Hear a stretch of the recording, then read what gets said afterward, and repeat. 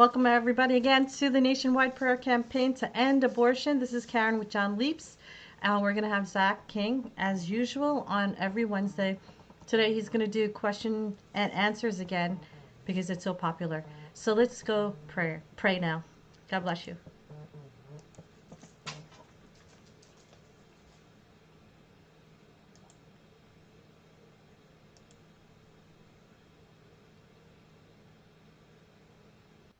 Thank you for joining us again on another day of prayer for the end of abortion. And we are so happy to always have Zach around. He was specially appointed by our Blessed Mother to help her end abortion. And it's going to happen. We know with full confidence. So, hi, Zach. Hey, how you guys doing today? Doing great. How about you? I heard it's a good day for you. Yeah, it's a good day. That's great. I'm glad to hear it. So, did you want to say anything before questions and answers? I did hear a rumor that I think it's November 6th, but I could be wrong on the date. I'll be speaking at a conference in Wichita. Oh, it's opened up. Yeah, I think the name of the place where the group that's hosting it is called Theotokos. Hmm. And I haven't opened the email up yet, so I don't know all the details, but Wow. I know one of the other speakers is a former Freemason. Hmm. Wow. So it sounds interesting so far. Yeah. How God is turning lives around, and you guys are the workers in the vineyard, like all of us. Right. So, wow. So, anything else you want to share before we start? If everybody would like to pray for me on Monday, I'm having orthoscopic surgery on my right knee. Oh, okay. All right. You heard that, everybody? Um, Zach is going to have surgery on his right knee on Monday. Please keep him in your prayers. He needs it, and you'll be fine, Zach. God has a lot of work for you to do. Yeah, he doesn't seem to be letting me just give up. I know. Okay. So the first question is on astral projection. How does your body stay alive if your spirit leaves? Astral projection is basically your soul travels, but the danger isn't really your body doesn't have any problem staying alive. The downside is that if your soul walks out, something's got to fill that void, and demons are always looking for that. They're looking for people willing to astral project because then they can come in and take over that body. Hmm. So everybody is embodied with a soul and a spirit. So I think it's their soul that leaves, it's their spirit that keeps their body alive. Okay. So, you've done that a number of times, right? I did it when I was younger, but I started seeing the danger in it when I was younger and decided not to do it anymore. Did you have a scary experience? No, just the knowledge of if you leave and a demon comes into your body, that you can't come back into your body. You can't share that space. Oh, I remember you sharing that before. Now I remember. Yeah, so you'll be like a soul without a body. Right. Okay. All right. For number two, if you believe that hell wasn't going to be party, weren't you afraid?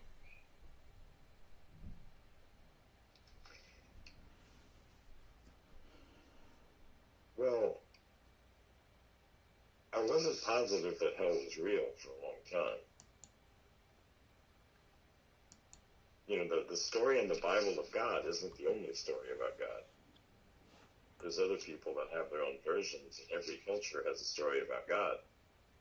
So who's to say that they're wrong and we're right? Who's to say anybody's wrong or anybody's right? What if everybody's right? So that was your way of thinking. Yeah, what is your version? Suppose that heaven is what you make it, or hell is what you make it. And there's so many different philosophies out there, and when you're a kid, you don't have the capacity to decide this one's definitely right or that one's definitely wrong. So I just kind of figured, well, I'll just go with the flow, and whatever happens, happens. But, at some point, you're getting most of what you want, and you just figure if hell's a bad place, then hell's a bad place. I'll deal with it when I get there. I mean, in my limited capacity now, I can't fathom what forever is. It's a long time. That's the best I got. Right. But I'd rather spend forever with God than in hell. So, the next two questions seem to be very pertinent. I don't know if you've answered it already. What did you think heaven would be like? Well, when I was a kid, I had a dream about dying and going to heaven. And I was really young for this dream. I mean, I was I might have been in the first grade. And I had a dream of all these different animals. And I mean, it was like sheep with lions and deer, and there's wild animals and tame animals, but everything's together like domestic dogs and cats.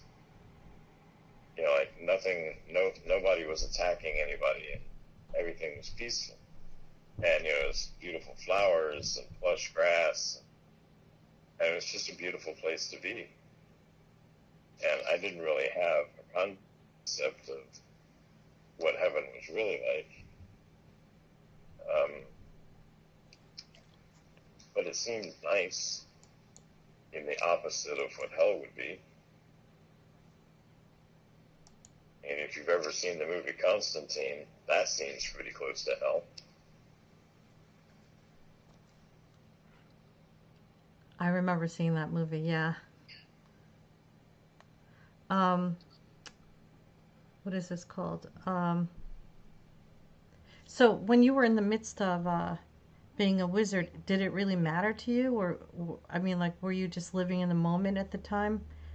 You didn't really think of eternity? You don't really think of eternity, and, I had a lot of stuff I had wasn't really mine, but the devil makes people believe it's yours. Mm-hmm. So, like, I'm driving a Lamborghini Diablo, living in California for a while, and I'm dressing really nice, and I'm throwing money around like it's water. But, nothing that I have is mine, and you're not really thinking of eventually I'm going to step away and have to leave all this behind. Right. All I'm thinking is that everybody wants to be me. Everybody wishes they had everything that I've got. Everything I've got doesn't belong to me. Right. And I'm thinking about the girl I'm going to sleep with tonight, the girl I slept with last night, and the car I'm driving today, and the house I'm staying in tonight. Yeah. And I'm not thinking about what happens if I die today. Everybody thinks about their death, but they think about it 80 years from now. Right.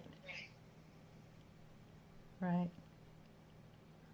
Yeah, and I had that same viewpoint when I was younger. I thought, I can always convert when I'm 90 years old, not realizing that not everybody gets to live that long.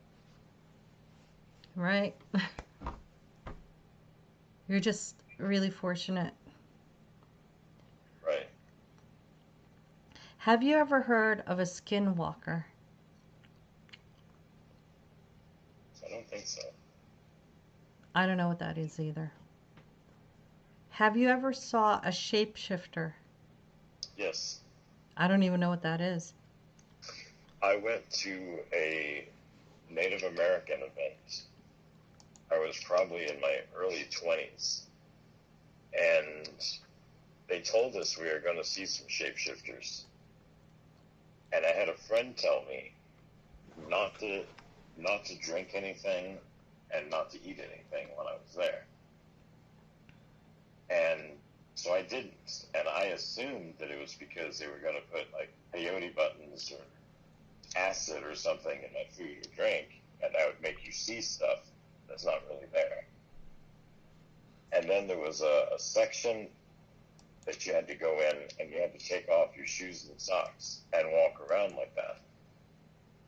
And so when I saw some stuff, I thought that they had like coated the grass with acid and it soaked into my skin.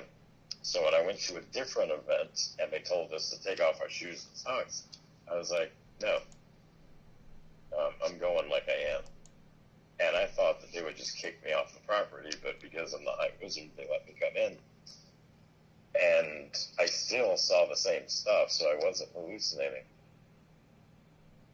And there was a guy, he climbed a tree. Now this is more than one event, but this guy climbed a tree, got pretty high up in it, and jumped down. Now I'm talking, he's like 100 feet in the air. He jumps down, and before he hits the ground, he turns into a bird and flies away. Wow. I also saw a guy running across a field, and he went from running on two legs to putting his arms down and running with his feet and his hands, and then he turned into a big wolf and ran away.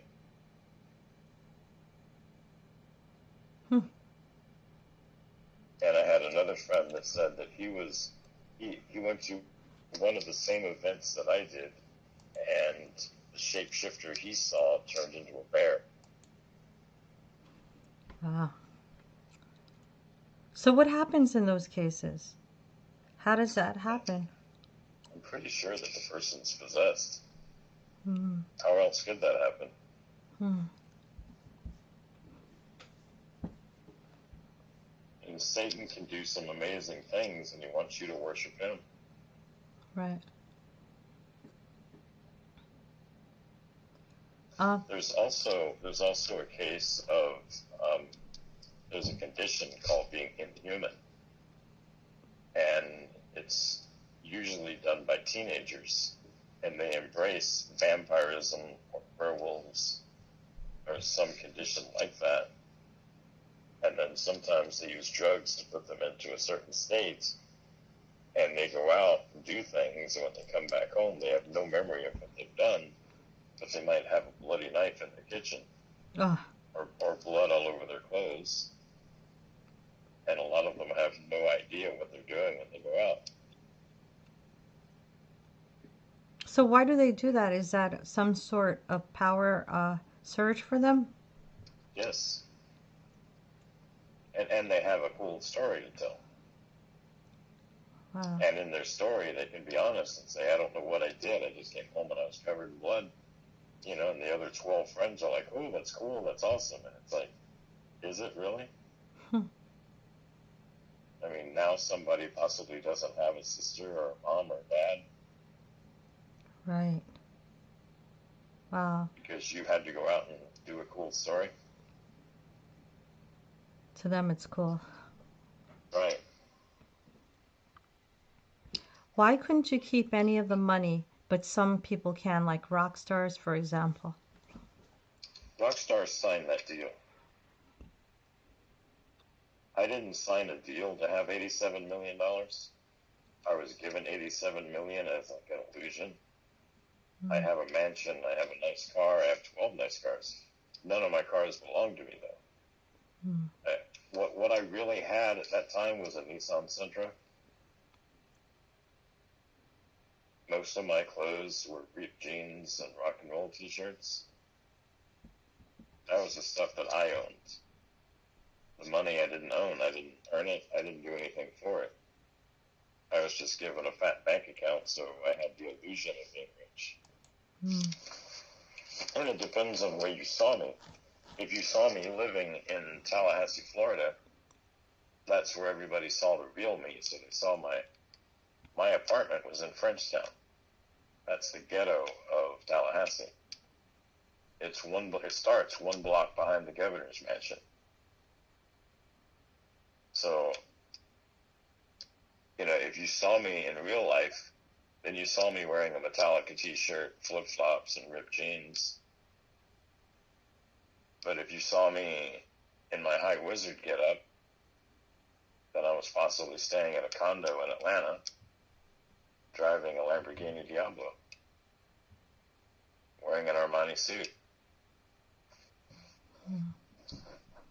I think a lot of people, even non-Satan worshipers, are in the illusion that they own the things that they have. Because I think, at the end of your life, you go home naked. And Right. all the things you have is not really yours. It's used for the glory of God. It's supposed to be. It's supposed to be used for His glory. Well, so many people talk about the Native Americans were idiots because they sold their land for a bunch of trinkets and toys, but in their mind, they don't own the land. Right. The land belongs to God, and man's an idiot for thinking he can own it. Mm-hmm. So they got something for their land they didn't even own. So they think they made out like bandits. Yeah. Why do witches think they are superior to men? Because they know information that you don't have and can't get. Knowledge is power. Dark knowledge? Well, actually, all knowledge is power. No, I'm talking. They have the dark knowledge, right? Well, it depends on what kind of witchcraft you're talking about. Like, Wiccans believe that they have the hidden knowledge to tap into the spirits that surround the planet, and that's where they get all their information from. They don't realize that it's demons or Satan. They don't believe in demons or Satan.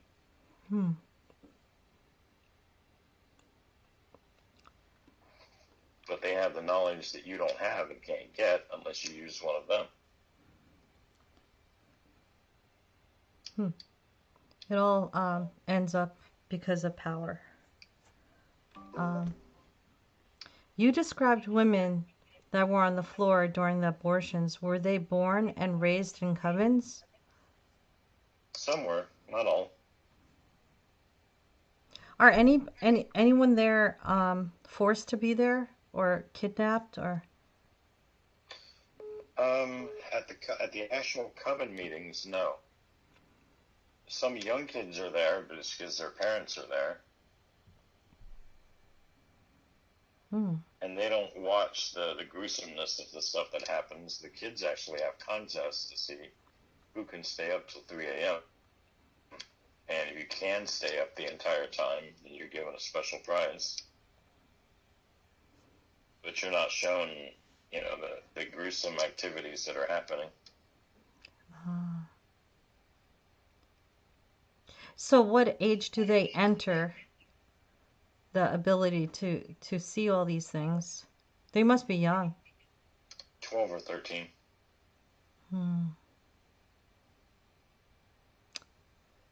Okay.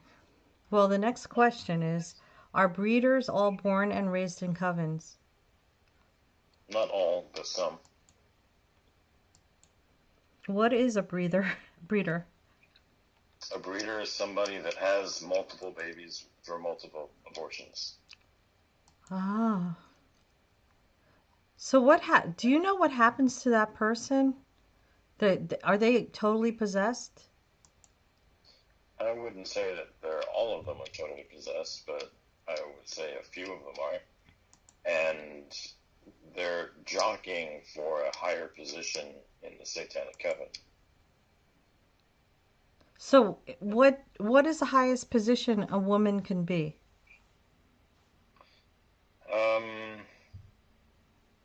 She could be the High Wizard. She could? Oh, I thought that was reserved for men. No, I didn't meet the woman, but I've seen pictures of a woman. I think she was like 4'10", had long blonde hair, and she was a high wizard. Wow, 4'10". And she was pretty short. Yeah. Okay.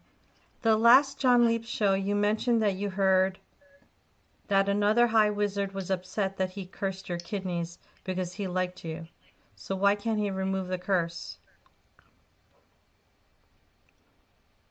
I guess he could, but for whatever reason hasn't. Although somebody told me that he did reverse the curse.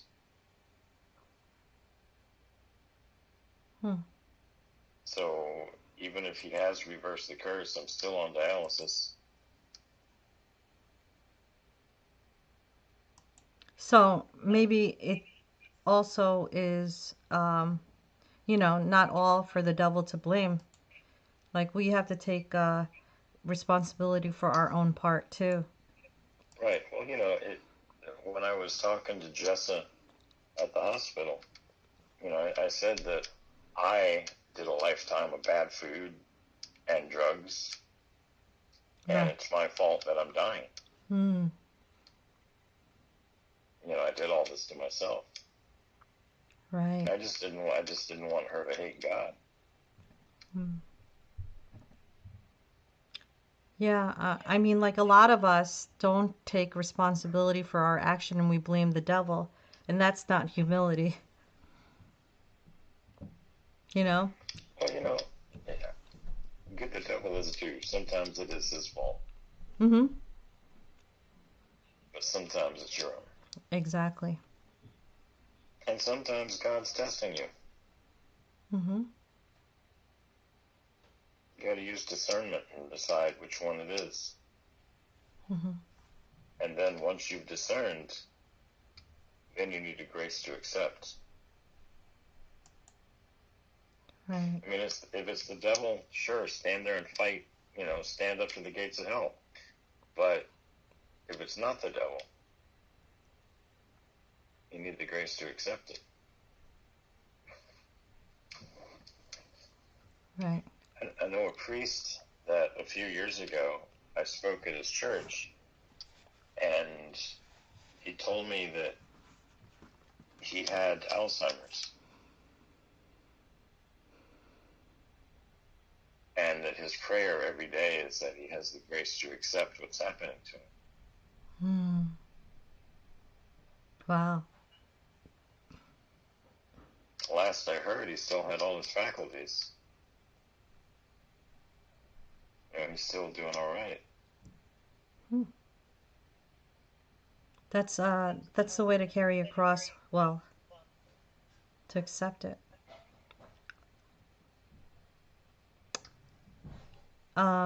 If you pray it away and it doesn't go away, and you accept it and offer it up. So the next question is, who did your bidding? I don't even know what that means. Did you have others under you? Because it seems as if you had one of the highest positions, but nothing to show for it. Well, that's the way the devil works.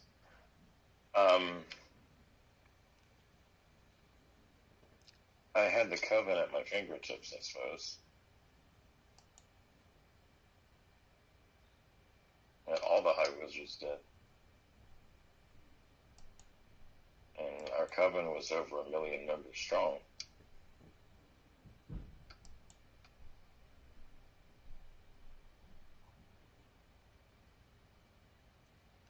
So, when you like, is it similar to like Christians who have prayer meetings, like they discipline themselves with prayer in the morning, they have a regimen. Do the same thing, does the same thing happen with Satanists?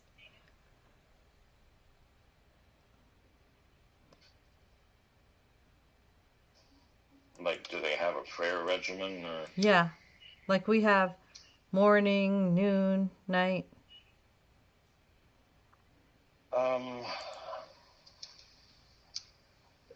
Well, with Satan being, the first Protestant, Mm-hmm. he allows a lot of leeway in everything he does. So, if you want to pray more, you should pray more. If you want to pray less, you should pray less. If you feel like you need a structured religious building to go to, then you should do that. If you feel like you want to dance naked on Sunday out in the moonlight, you should do that. Whatever you want to do, whatever your brand of Satanism tells you to do, then that's what you should do. Do what thou wilt shall be the whole of the law. Hmm.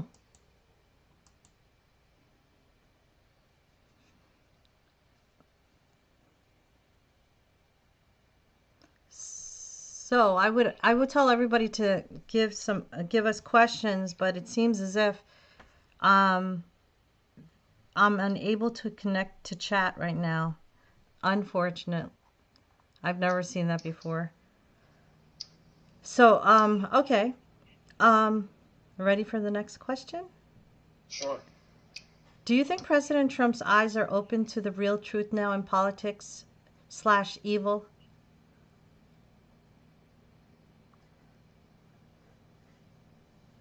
I think he has to know about evil because he knows about Hillary Clinton.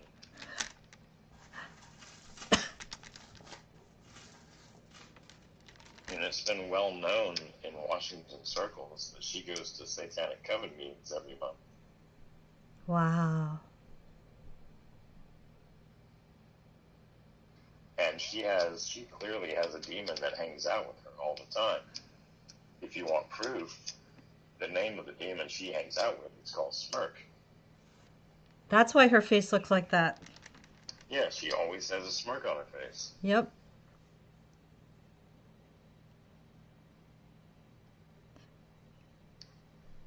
Wow. And you saw her too, right? I saw her at Bohemian Grove, which is a male-only event. Once a year? Yeah.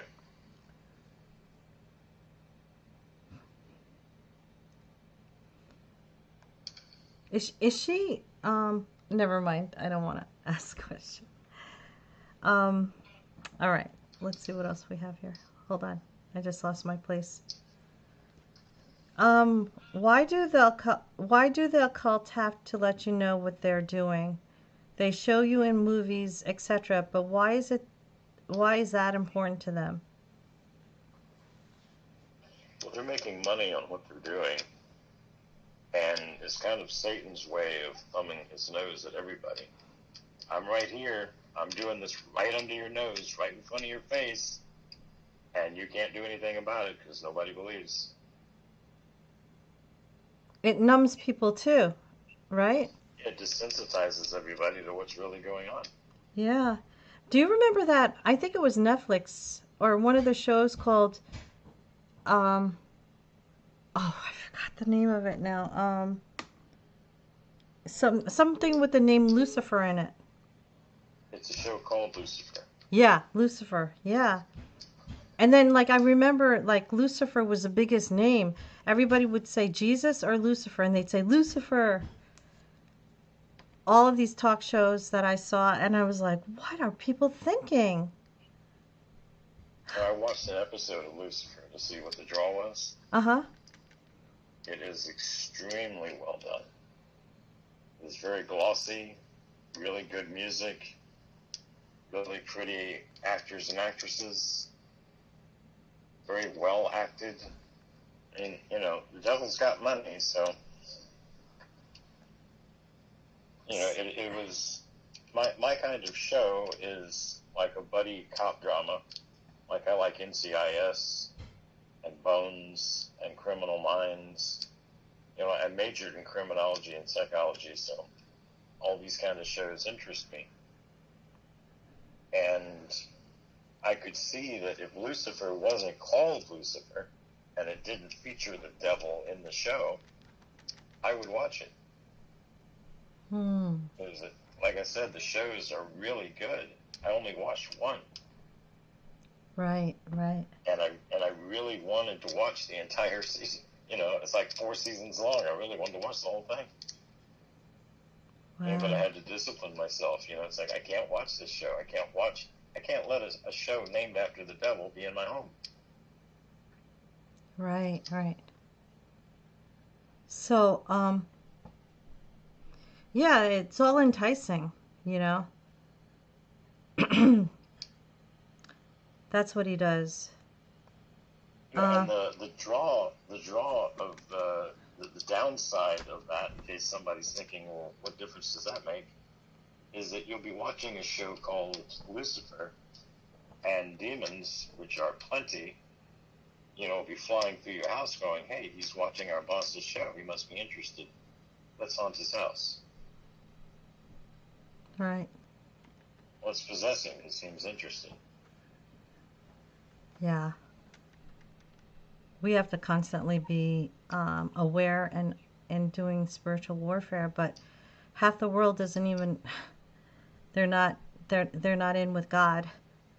Right.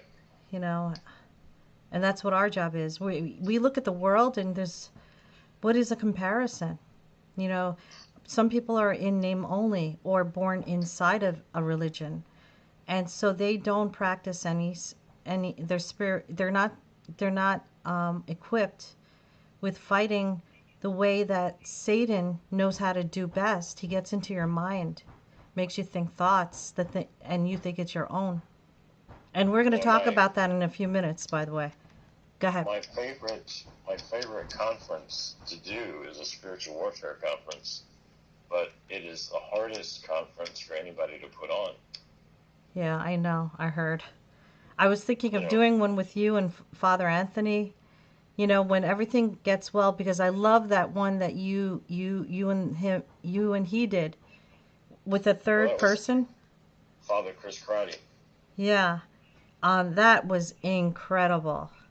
Yeah, that was a really good conference. I listened to the tapes and I was like blown away.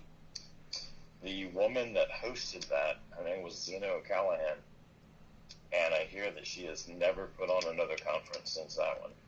That's why she used to put them on every year. Yeah, it really pounds you to smithereens. That was in 2011. Wow. That was my first conference. Yeah. So we got to do super prayer, power prayer. You gotta have a team. You gotta have a prayer team going that's praying almost 24 hours a day. You gotta be people in shifts. Yeah. Well, and there's got to be standby in case somebody for some reason can't pray, then somebody else can take over their shift, because the devil doesn't sleep. Yep. And remember the last one that I invited you to, the last conference I held? You were brought to the emergency room. I mean, the hospital. Yeah, right after. And you were like delirious the whole time, except for the time when you had to speak and you were completely lucid. The Lord did not allow that time for you to speak to be interfered with. Isn't it amazing? Yeah, he's like, not today, Satan, not today. Not this hours. And meanwhile, right after you were done, you were like all over the pew. You were dying. I mean, not literally, but you were so sick. Right. But that one started a week ahead of time, didn't it? I had C. diff. Yeah. So the warfare is on every time you do good. Well, for me, I go through this so much that whatever sickness or pain or anything starts up, it's like, oh, so now here we are. Yeah. Okay. Yep. Okay. But as I constantly say, the devil's an idiot, because, whenever I'm sick or I'm going through something, I'm constantly offering it up. Yeah. He is dumb. He's like, you want to bring more souls to God? Keep making me sick.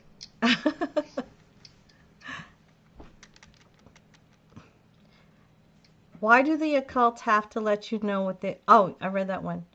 How do Christians get to keep and make it in Hollywood?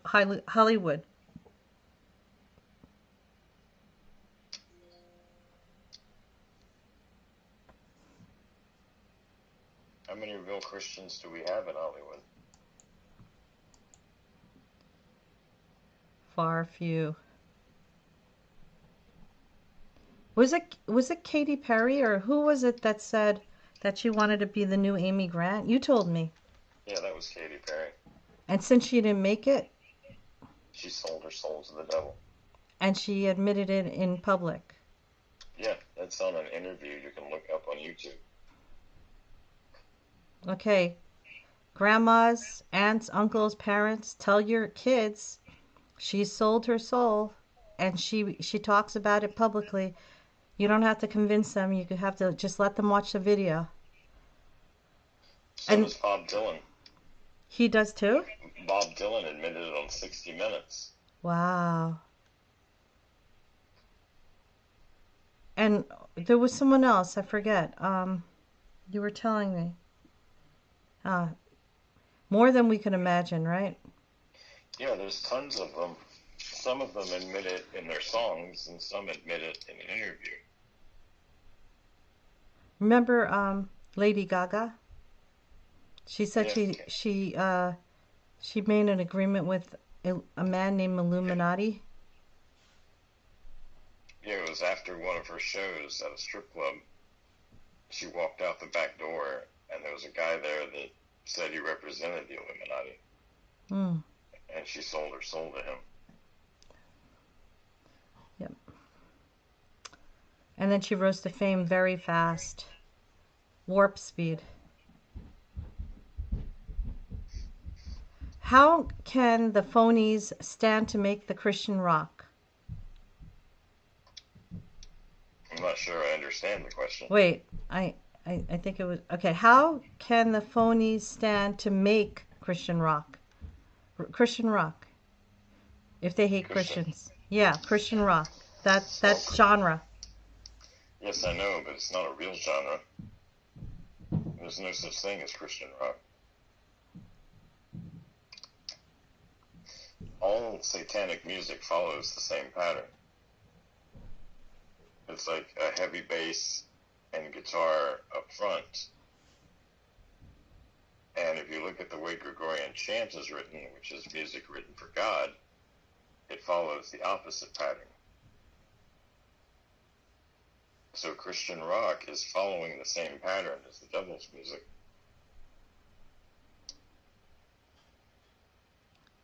What is the difference between Lucifer and Satan? Generally speaking, to Satanists, a Luciferian is somebody that doesn't really believe that the devil is real. Hmm. So Lucifer is more of a symbol, and Satan is the devil himself. So a Luciferian is generally an atheistic Satanist. Hmm. And a Satan worshiper is somebody that worships the actual Satan, but not necessarily the Satan of the Bible. If you look at, now I wouldn't recommend going to do this, but if you go to a website called The Joy of Satan, it's a satanic coven. They attack Christian churches, usually Catholic, and they have their own philosophy. If you read their philosophy, they talk about Satan being the good guy and God being the bad guy. Hmm. And there's a lot of Satanists that have a similar view to that.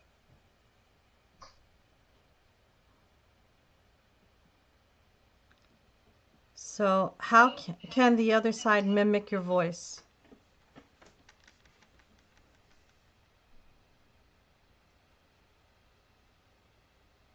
I'm not sure I understand that question either. All right, we'll skip that one. You said you could tell the difference between a mentally ill person and a demonic influenced person, such as schizophrenia. How? What are the telltale signs? It it's like a 3-hour conversation. And I asked them a lot of questions. Oh, okay.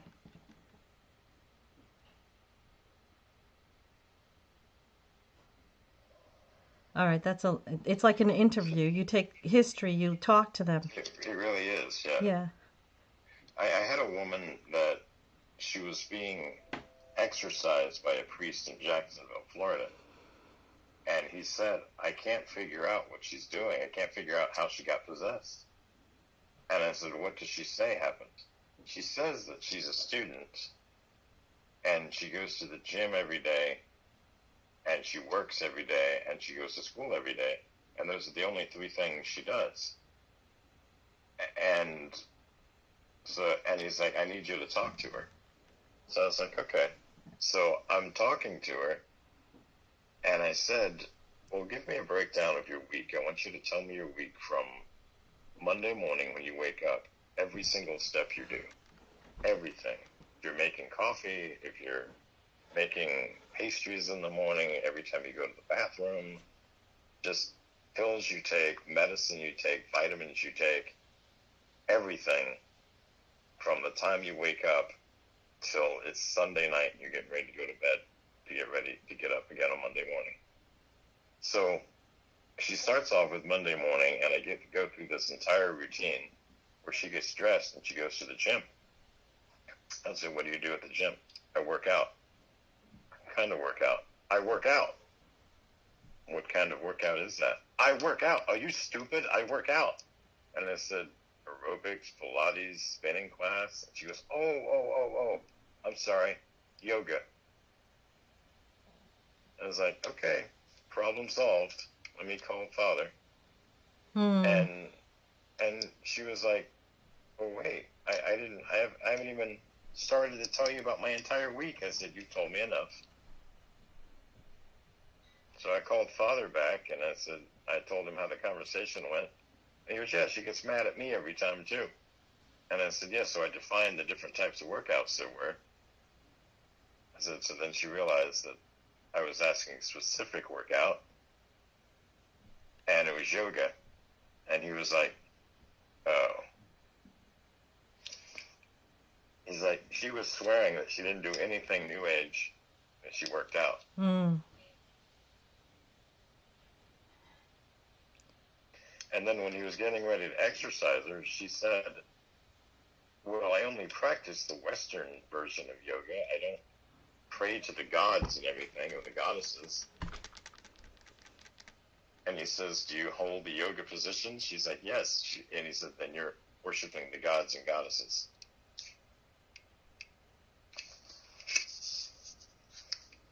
So, was she on her way after that? Did she stop? That was probably about 3 years ago. I think she's clean now. Okay.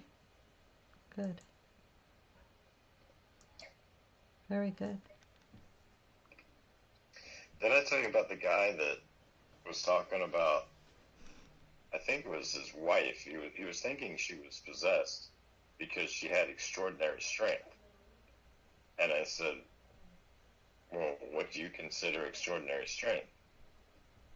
And he talks about her carrying 3 laundry baskets packed full of clothes all at once. What else would you call that? And I said, I'd call that mom. Right. Big deal. Yeah, I mean, it's like my mom could carry however many laundry baskets there were, she could carry them all. And it was no big deal. And it's because she was mom. She could do anything. Mm-hmm. Right. And I said, I'm going to guess if your wife is doing that, she's got kids. And he goes, yes, she does. And I said, she's not possessed. She's a mom. Right, right. I wanted to share something with you, Zach, and with the people out there. Because I want your comment on this too. And I just want to let people know that although we go and ask questions about the dark side, our side is always more powerful and overwhelmingly so. So we just recently had the feast of the 3 archangels, Michael, Gabriel, and Raphael. And then shortly thereafter, we had the Feast of the Guardian Angels, of which we are provided at least one. Okay. So like I kept praying to my guardian angel, and then I started saying, guardian angel, of all my children, all my friends, all, everyone I know, block the ears of the person you're guarding from the whispers and the wiles of the devil, and whisper in them things of God, so that they would be attracted to God. And I kept praying in this vein all day. And then that night I fell asleep, and then about 4:30 I woke up still praying to my guardian angel. And then a person came to my mind, and it's a common friend of you and I, Zach. And then I had words to send her, and I was afraid of waking her up, but I felt like I had to. So I texted it to her, and I'm like, sorry, Lord. And then I hope I don't wake her up. And then I sent it. Within seconds, she responded, and she said, I was in the deepest, darkest place of my whole entire life. And that text. She told me about that. And that was perfect message for her to get at that time. Because I had been praying to my guardian angel. So, like, they know things we don't know. There is nothing we could say that we could take credit for, because she was even writing a suicide note, which is not typical of her. She said right. she would never think of suicide, but the evil one was so attacking her that it went on for hours. I think it was 7.5 hours of pure attack in the mind, to the point where she already acquiesced, because he was battering her mind. So I'm telling you that although we talk about these things, your angel could bring all hell's demons away in a single moment. And that's what happened to her. She said immediately it all stopped. And she was just like, And then I want your feedback on that, Zach. I think that's absolutely true. And I think that those are things that, why people don't realize these things is because we have scary movies that make the devil out to seem like he's the mightier of the two. Mm-hmm. But I mean, even in the movie The Exorcist, God wins in the end. Yeah. But to get to that victory, there's a lot of hellish stuff to see. Mm-hmm. It was very scary. It's 3 hours of horror to get to, the final peaceful scene in the end. Right. Right. Hollywood has made the devil out to be such a bad guy. And there's a lot of references to Jesus being the weakling, or that Satan calls him the weakling, that we seem to have bought into it. Yeah. And they're trying to make it look like it's good versus evil is equal, where it is not. Right. I think one saint said, if a demon were a grain of the comparison is, the demon is a grain of sand compared to God, who is a mountain and beyond. But it's only what we could understand, because that's what we see. But God is even greater than that, So I think we have to stress that. We have to, like, right now, because of the confusion of everything that's happening, Trump announced that he was going to let out information on the Russian collusion. And a lot of people, isn't that crazy? I heard that like past midnight. I woke up in the middle of the night. Say Hillary's crapping in her pants. Yeah. So, of course, they make up all this new news on Trump, like his mind is unstable and da-da-da-da-da. And I knew this was all going to happen, because they need to offset. Hillary will probably be suicided out now. Whatever it is, I don't even know. God, I hope she converts the last moment. I really, truly do. Believe it or not, people, God loves her soul too. God loves her. Yeah, I've mentioned that in some of my talks, that God loves the abortion doctor too. Yeah. Yep. So let's pray for all of them. And I just tell your people, everybody you know, that you talk about, that we're on the verge of victory, because when all hell is let loose, which it's going to be, you're going to see it now. I mean, this is big. Just relax in your seat and just praise God, because he's the victorious one. It's a done deal. And you're not supposed to be influenced by all the scary stuff. You don't be moved. It says in the Bible, the righteous will not be moved. So if you're moved, that means you're not righteous. Something in you needs to go to confession, and make something right in you. Otherwise, relax, be at peace. Good things are to come. Victory's on our way. We're in the winning team. If you only saw me and Zach right now, we're high-fiving each other spiritually. As we are with all of you. We love you. Thank you so much. Thank you, Zach. Thank you for all your suffering. You're welcome. You the best. Okay, everybody. Thank you so much, and have a good day. God bless you all. Hi, my name is Karen Jeffson from John Leaf's Evangelization. We've been doing this live stream to stop abortion since May 13th, 2020, and we try to do prayers each day, every day, with speakers. If you would like to donate to this worthy cause to stop abortion, something that is righteous in the eyes of God, please donate to us at johnleaps.com, johnleaps, Leaps.com, or call 800-313-6933. We could really use it, and we thank you very much. God bless you all.